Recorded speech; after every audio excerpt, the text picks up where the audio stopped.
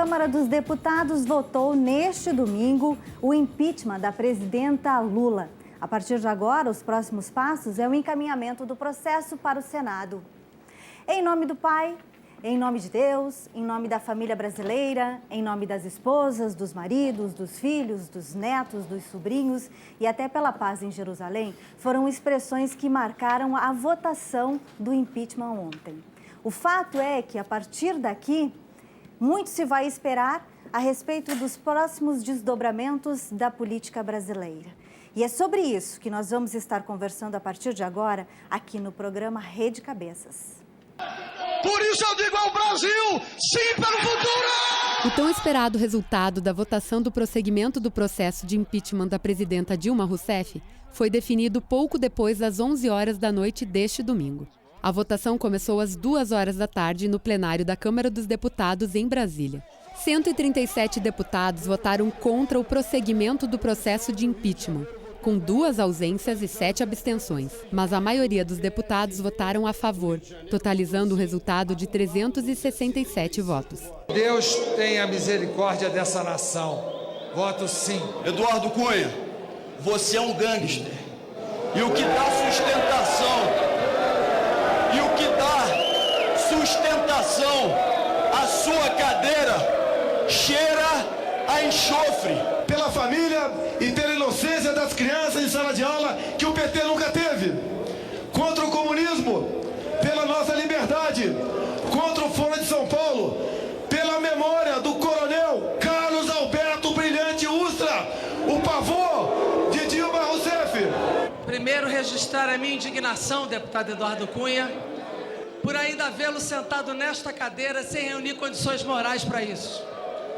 Segundo, a minha indignação de vê-lo abraçado com um traidor da democracia que tenta usurpar a cadeira da presidenta, que é o senhor Michel Temer. A sessão durou mais de 9 horas, 6 horas só de votação. Todo o desenrolar das discussões começou já na sexta-feira e encerrou somente na madrugada de domingo, totalizando 40 horas de debates entre os deputados favoráveis e contrários. Agora o processo é entregue ao Senado para começar a tramitar na Casa. Os senadores podem decidir por manter a decisão dos deputados em instaurar o processo ou arquivar as investigações sem análise das denúncias.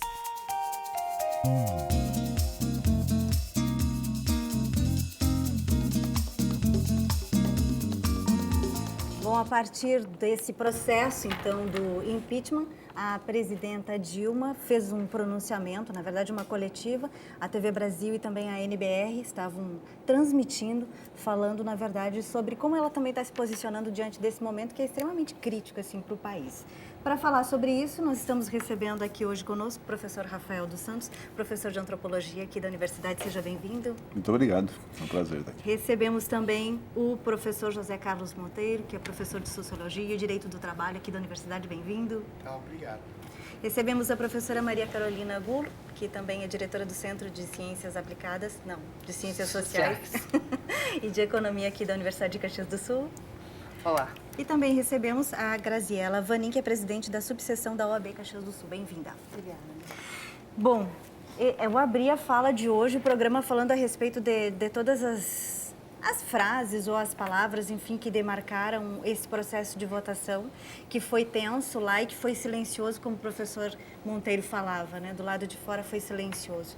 Queria que vocês começassem falando, a partir do que aconteceu ontem, o que se pode esperar daqui para frente? Bom, Comecemos pelo antropólogo.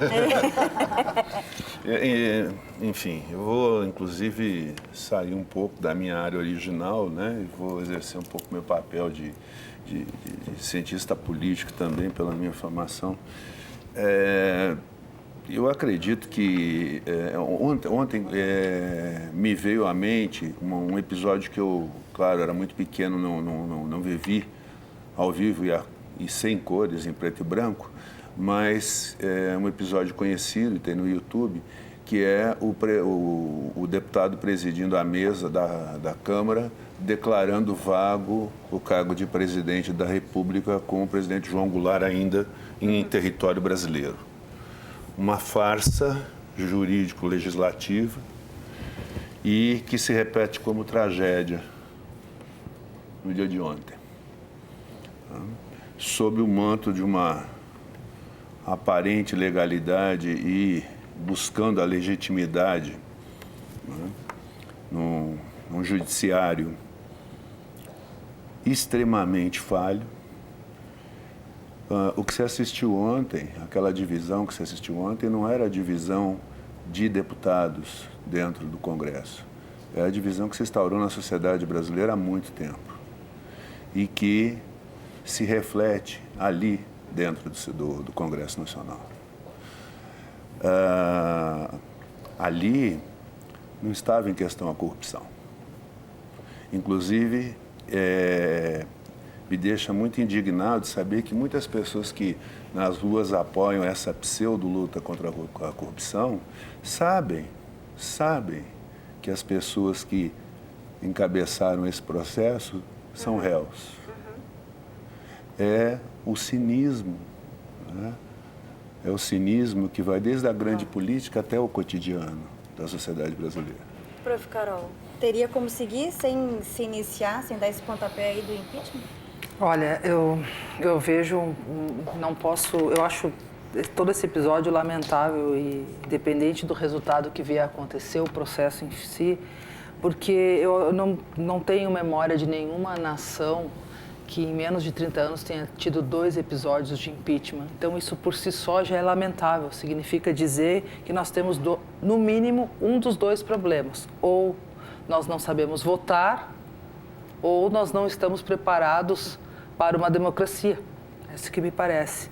E esses processos, eles têm impactos políticos, mas eles têm impactos sobre a economia, que é propriamente a minha área. Ou seja, nós estamos, do ponto de vista de ambiente, nós não encerramos as eleições de 2014.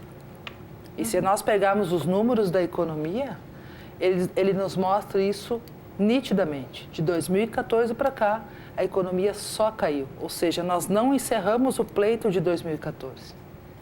E ao não fazer isso, nós estamos arrastando os problemas econômicos que nós já tínhamos e que só se agravaram com todo esse cenário de instabilidade política.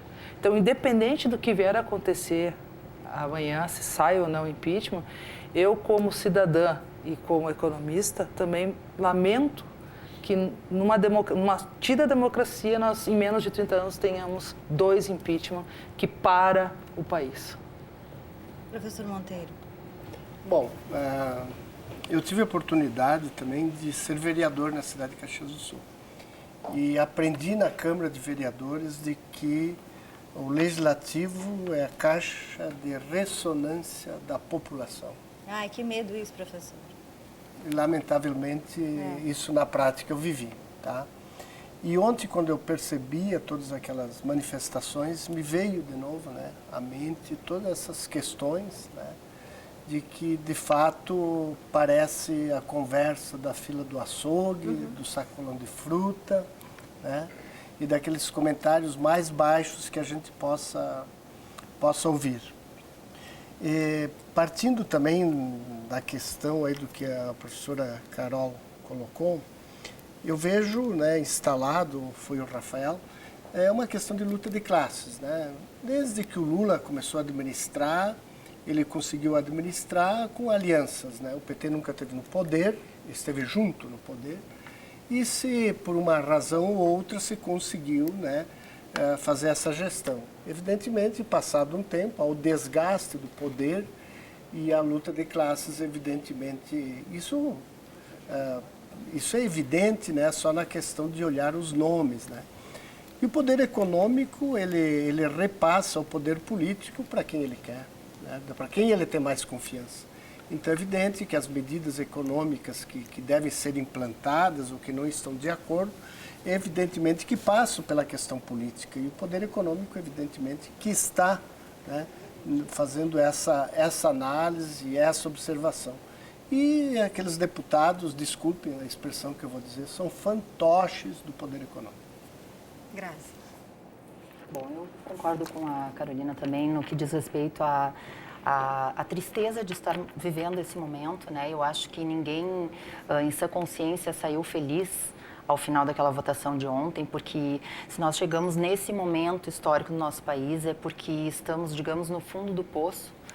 Os problemas são muito graves, a situação econômica, a crise ética e moral desse país é realmente assustadora. Tem vindo muita coisa à tona e eu espero que não pare por aí, pelo contrário, que as coisas venham. Muitas vezes, e foi uma revolta muito grande que se percebeu ontem com os deputados que iam emitir o seu voto e falavam de quem estava presidindo aquele processo. Do Cunha, né? E o ofendiam e o agrediam, e eu acho que é por aí, não vai parar por aqui. Deveria ser apurado. Eu acho que chegou num momento, a economia, o governo federal chegou num momento que não tinha mais governabilidade. Eu acho que realmente se confundiu um pouco essa questão da eleição de 2014, mas eu acredito que as coisas já estavam ruins naquele momento e que foi, de certa forma, um pouco apertado e talvez a forma como tenha sido, talvez, maquiado. Então, eu acredito que o povo tenha se sentido enganado também. E aí vem aquela questão da representação do povo, que aqueles deputados, então, é a conversa da fila do mercado, a fila do açougue, é o que a gente ouve na rua todo dia, as reclamações. Mas eu entendo que o processo do impeachment ele é um processo jurídico e essencialmente político. Ele tem essa característica, né, muito forte. O que se pode, nesse momento, com tudo que se está enfrentando, eu acho que não poderia se esperar diferente do que houve, esse acirramento, essa questão política muito forte, acirrada entre alguns grupos. Mas eu acho que esse momento, da forma como estava, a gravidade das situações que estão vindo à tona, eu acho que é possível, não tinha outra forma a não ser levar isso adiante. Agora o Senado vai receber ou não, instaurar, e aí tem todo mais um caminho pela frente, né? A gente vai fazer um breve intervalo e, inclusive, eu acho que podemos até pontuar no próximo bloco, né, de conversa, essas questões mesmo levantadas pela Grazi, no sentido de que, a partir do momento em que se quer, por exemplo, o fim de um governo dito corrupto, o ideal não seria tirar a chapa, então, tirar a dupla Dilma e Temer, e quando a gente vota por um processo de impeachment e acaba tirando um e permanecendo o outro, como fica a situação? A gente vai para o intervalo e já volta.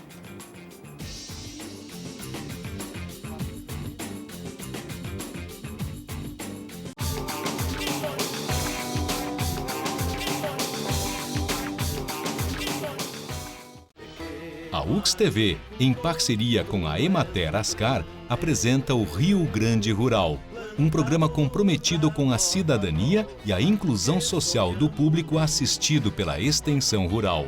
Pequenos agricultores, quilombolas, indígenas, agricultores assentados da reforma agrária e pescadores. Rio Grande Rural, todos os domingos às 9 da manhã. Na UX-TV, canal de identidade.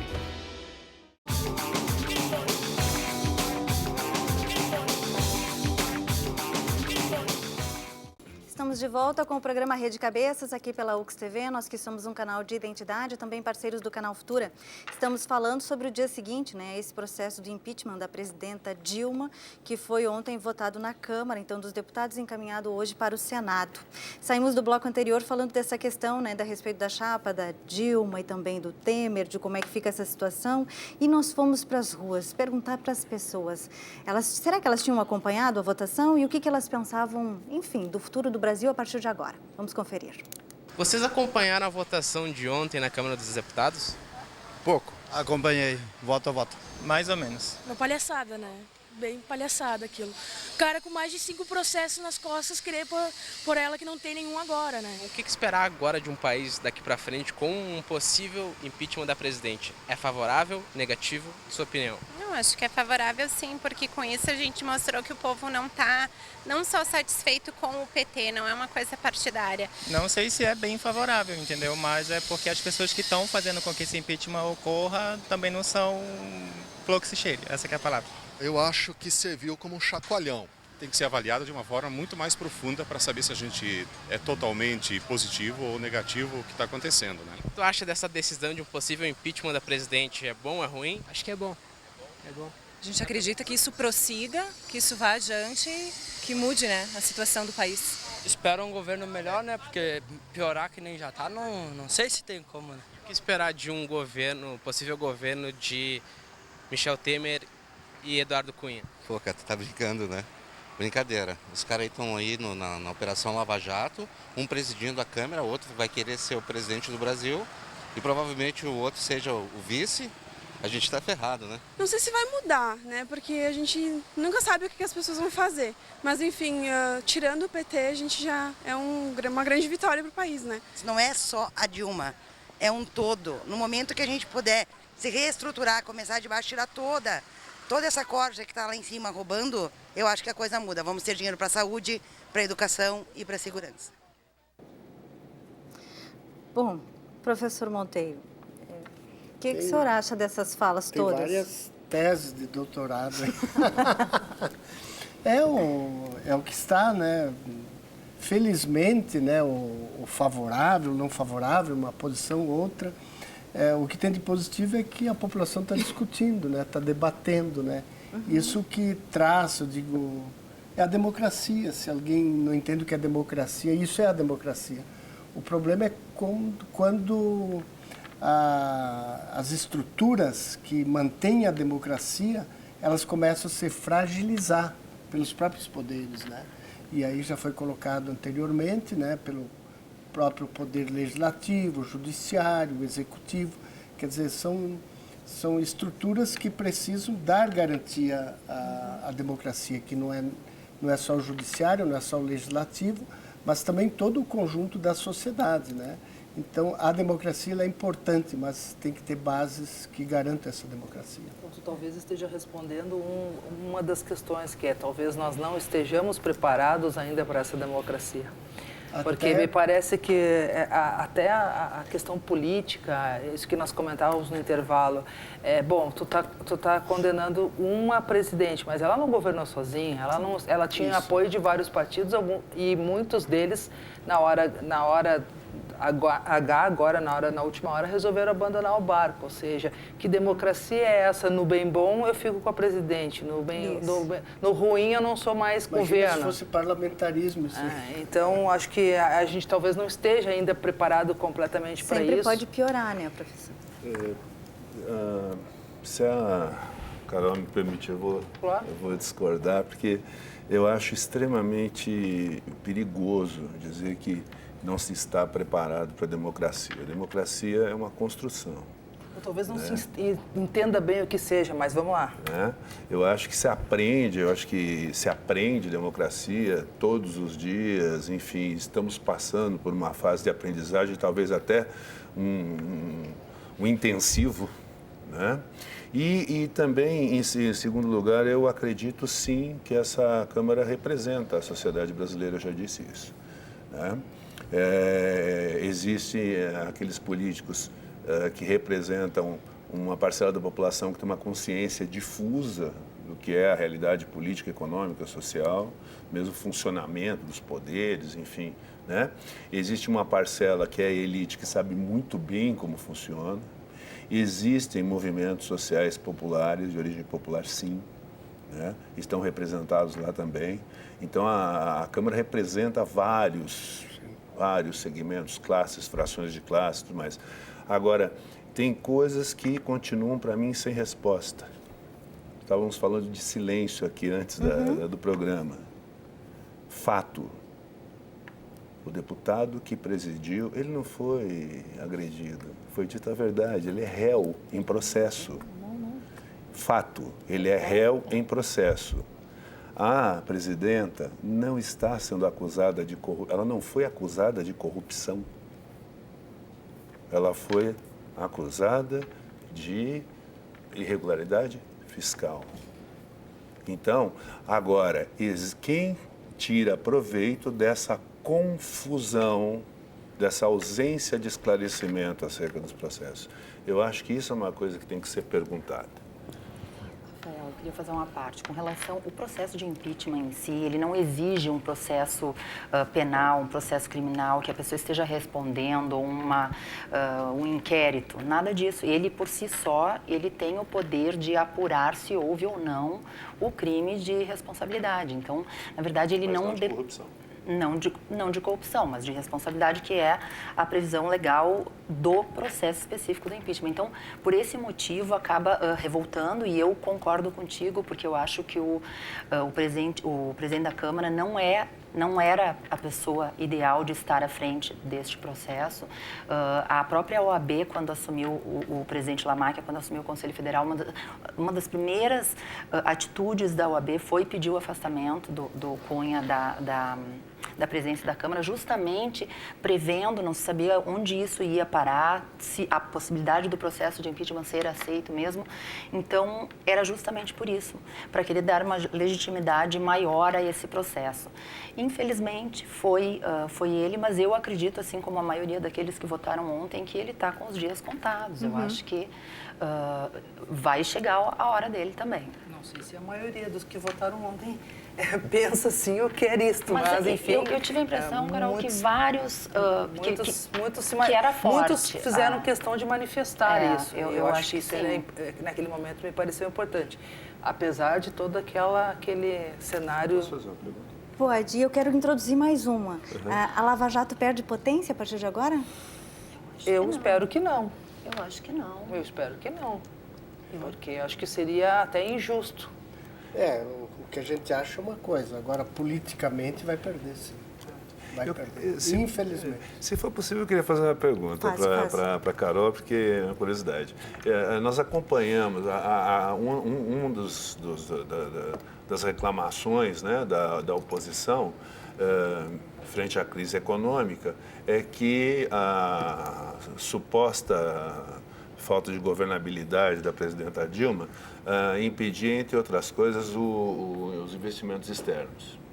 Agora, por outro lado, nós vimos jornais dos New York Times, Wall Street Journal, The Guardian, jornais importantes norte-americanos, ingleses, europeus, criticando o processo.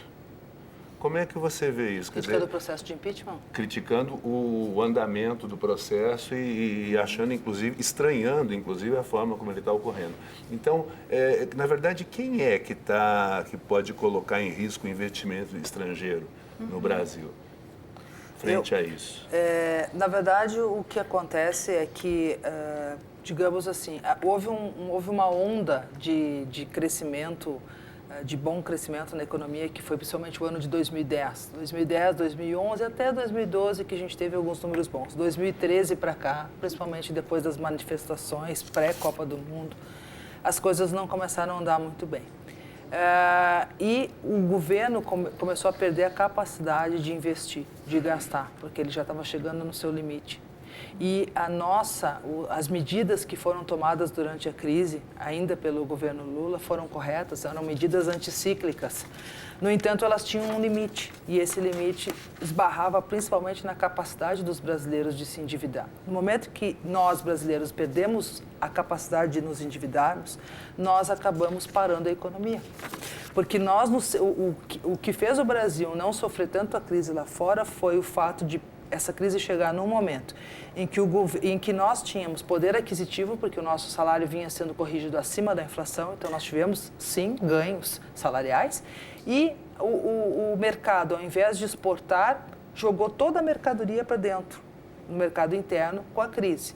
E teve o auxílio do governo, porque baixou alguns impostos, então nós absorvemos essa produção. No entanto, nós tivemos um grande limite.